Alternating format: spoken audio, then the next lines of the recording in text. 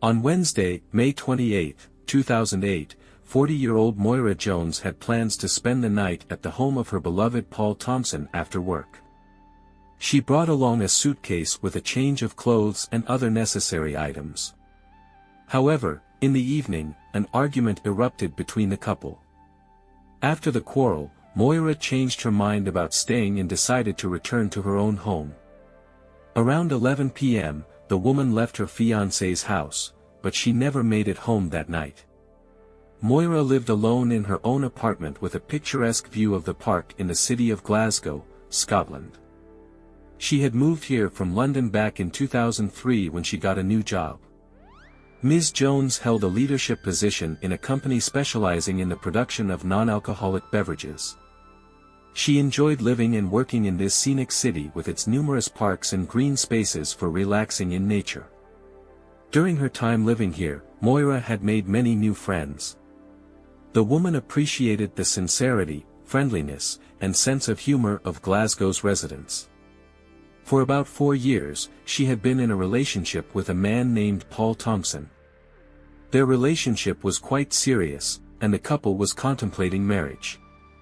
But suddenly, Moira vanished without a trace. Late in the evening, the woman left Paul's place, grabbing her things, and headed to her own home. And in the morning, she no longer answered her fiancé's phone calls. This greatly alarmed the man. He rushed to search for his beloved. Meanwhile, in the early morning hours, park wardens discovered a lifeless female body in the bushes in the middle of Glasgow's Royal Park. The gruesome find was immediately reported to law enforcement. Arriving at the scene, police officers conducted an inspection of the crime scene. The deceased lay face down, half naked from the waist down. The woman's jacket and bra were torn but remained on her body, while her pants lay under the corpse. Next to her was a purse with documents in the name of Moira Jones, which immediately allowed the victim's identity to be established. Law enforcement officers went to the address of the deceased's residence, which was located near the park. Moira had less than 100 meters left to her own house, and her car was parked nearby. Law enforcement hoped to involve the victim's relatives in the identification process, but no one answered the knocking at the door. Detectives were able to locate the residence of Moira's relatives, the town of Weston in Staffordshire. They contacted them by phone and summoned them to identify the body. The deceased's father and mother got into their car and set off on the road to Glasgow. Due to numerous injuries, it was extremely difficult to recognize Moira's face, so relatives were offered to carry out the identification via a television screen in order to minimize emotional distress. The parents confirmed that it was indeed their daughter who had become the victim of the crime. The tragic news was also conveyed to the brother, who urgently flew in from Australia for his sister's funeral.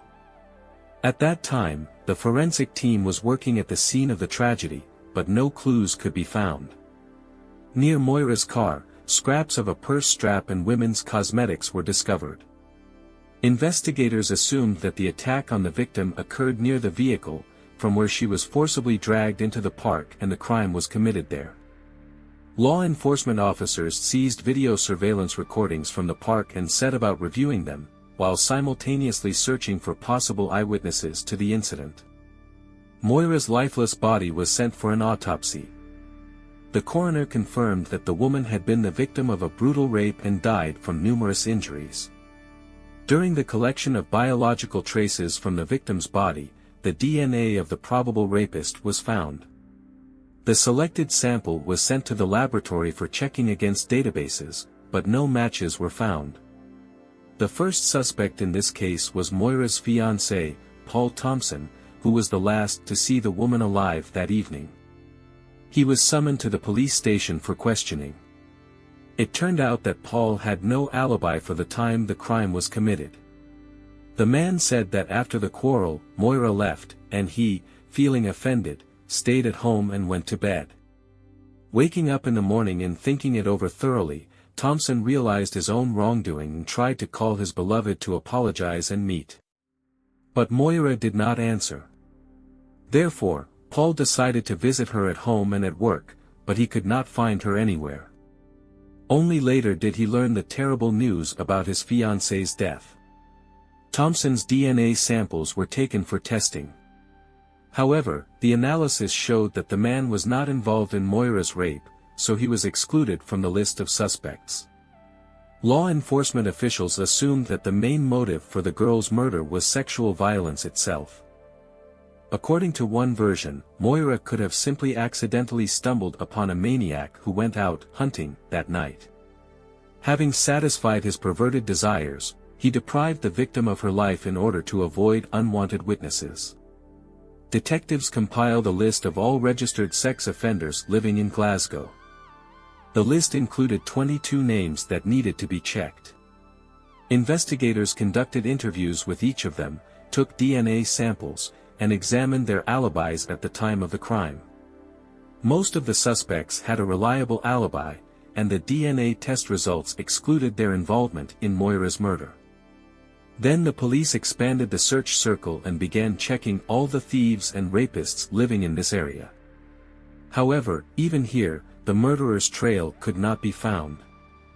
The next step for law enforcement was to check suspicious persons who came to attention in this area: the homeless, alcoholics, troubled youth. But this also did not provide any clues. Video surveillance recordings from the park also did not shed light on the identity of the perpetrator. The viewing angle of the cameras did not cover the crime scene. However, investigators were lucky to obtain footage from the video recorders of buses that were passing by the park on the night of the murder. Detectives set about carefully studying the received video material.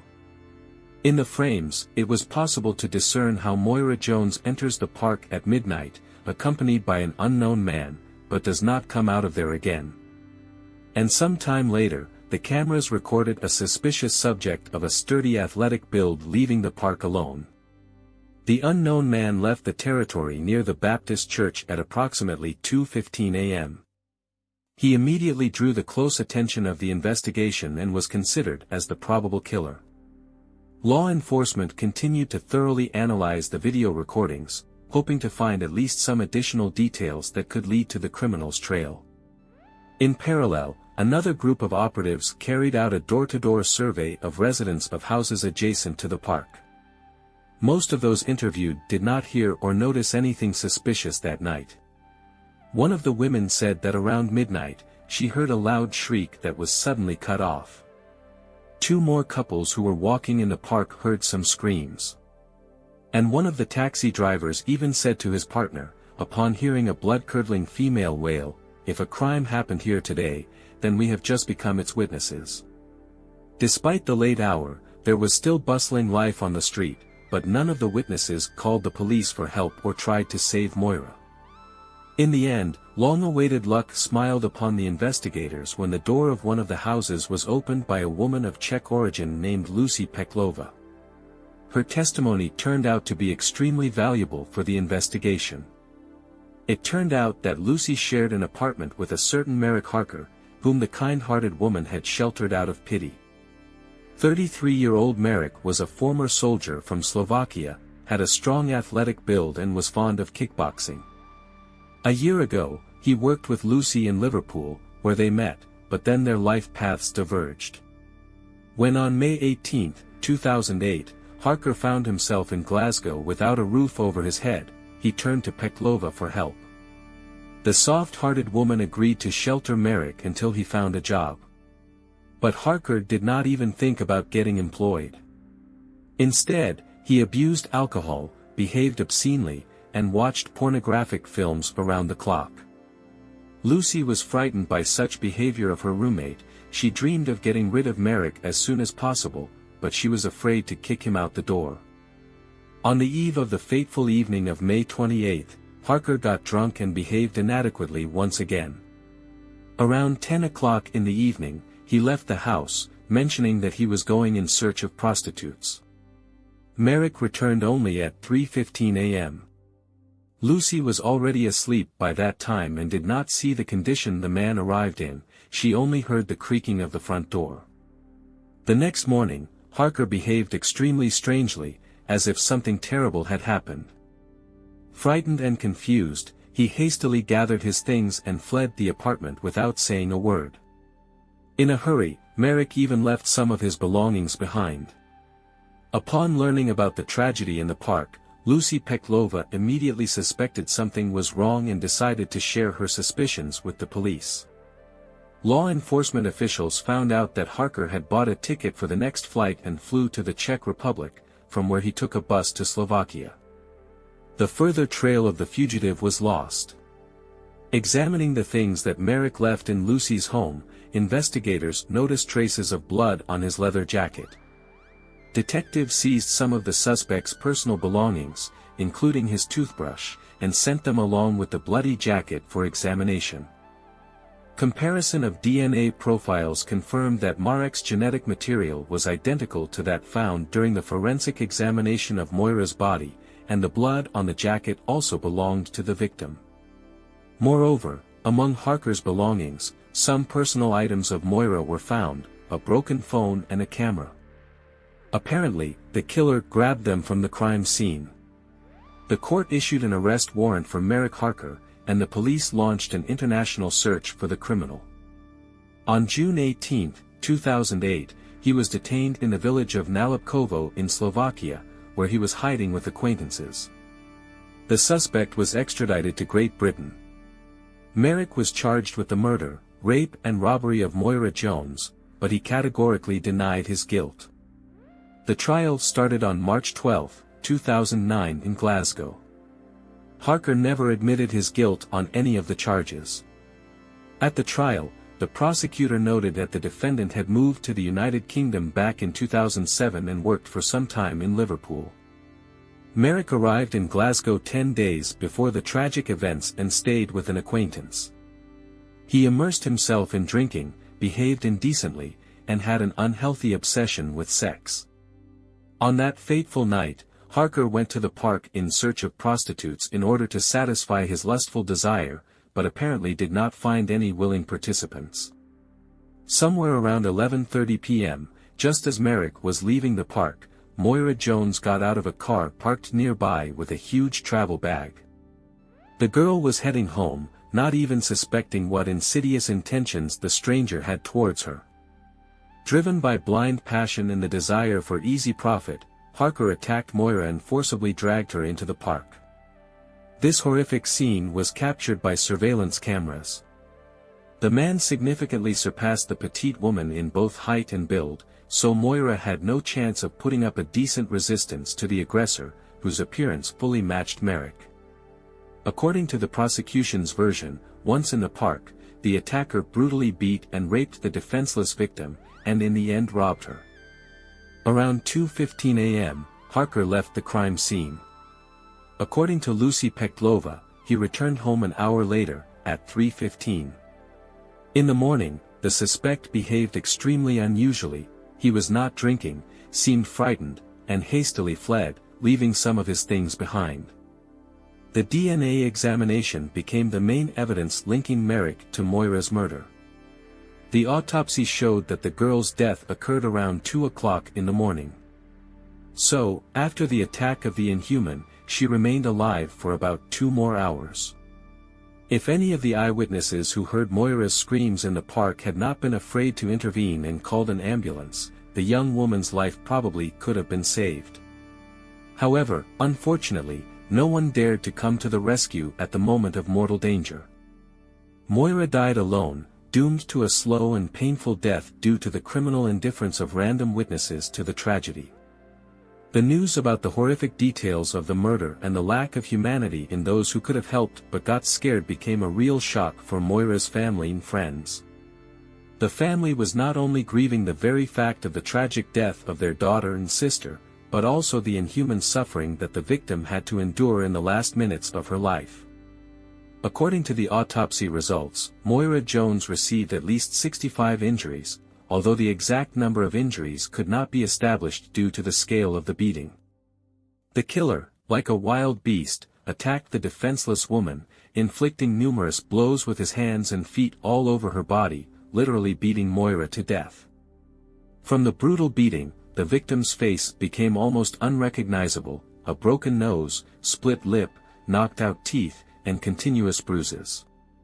It was extremely painful for the parents to look at the mutilated face of their beautiful daughter, who only yesterday was full of life and hopes for a happy future. In addition to numerous bruises all over her body, forensic experts recorded a fracture of the right cheekbone and larynx, bruised ribs and chest, as well as serious damage to the brain as a result of severe craniocerebral injuries.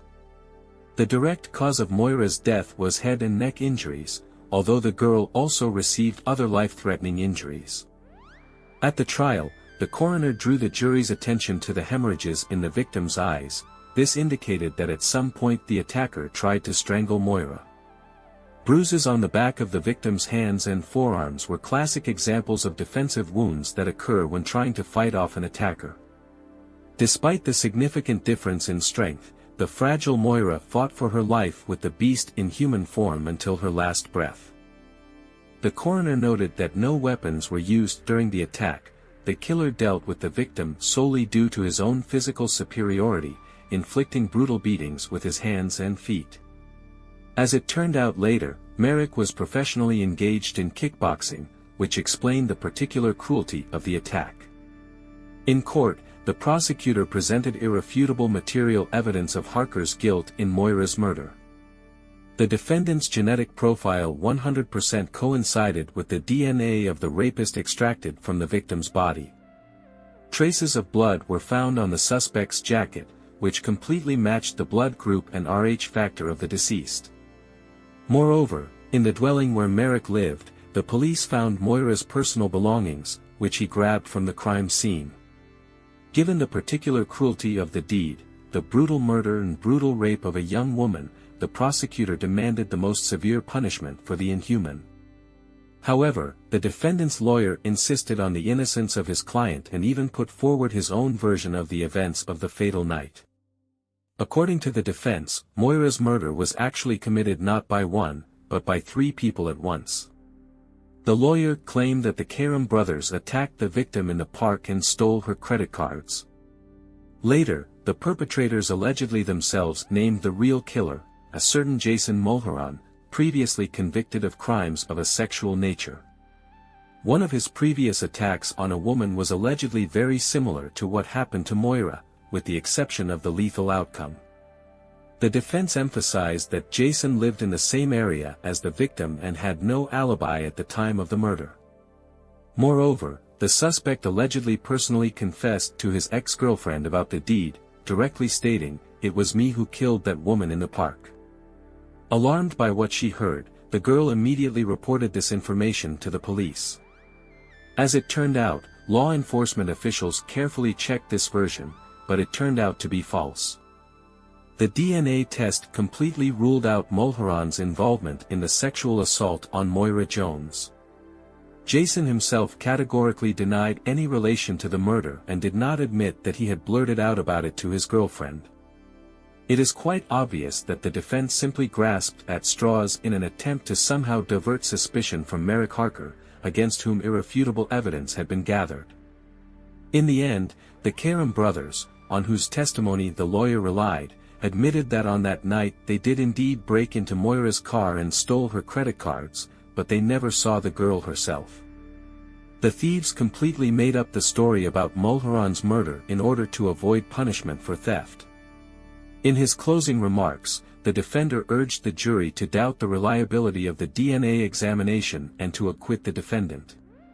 According to the lawyer, the results of genetic analysis only give a probabilistic assessment and cannot serve as 100% proof of guilt.